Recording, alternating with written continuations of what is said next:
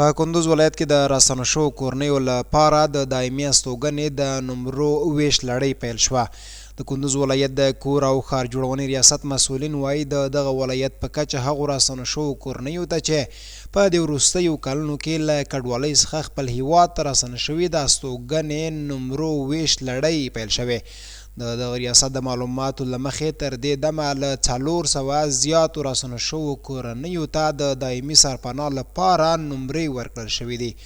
چارواکي زیاتوي چې دا لړۍ باید دوام ومومي او پاتو راستنه شوو کورنیو ته به هم د دایمي استوګنې نمرې په واک کې ورکړل شي. ما در مجموع در قندوز 5 شهرک داریم که از 5 شهرک که داریم در قندوز شهرک خواجه کفتر که در ولسوالی چهاردره موقعیت داره و در 15 کیلومتری شهر قندوز واقع است. عملا خط اندازی را شروع کردیم و به تعداد بیشتر از 400 فامیل توزیع زمین کردیم. و فامیل هایی هستند که از طرف کمیته تثبیت شدن و سرپناه ندارن، برشان توزیعات صورت گرفته.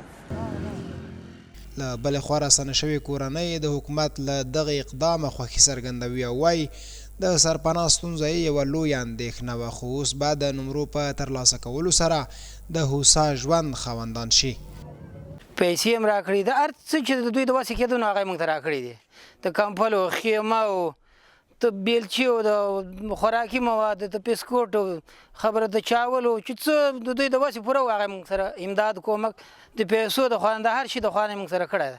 انشاءالله چې نور به راسره کومک کړي، څونه چې دوی د لاسه کېږي انشاءالله موږ سره به کوي، د موږ خیال به ساتي. او دغه کونه چې مثلا موږ ته د خپله سرپناه خیمه مې مثال دغه شیش د مشته راته صحیح کړي، د دوی نه مو خوشحاله یاستو.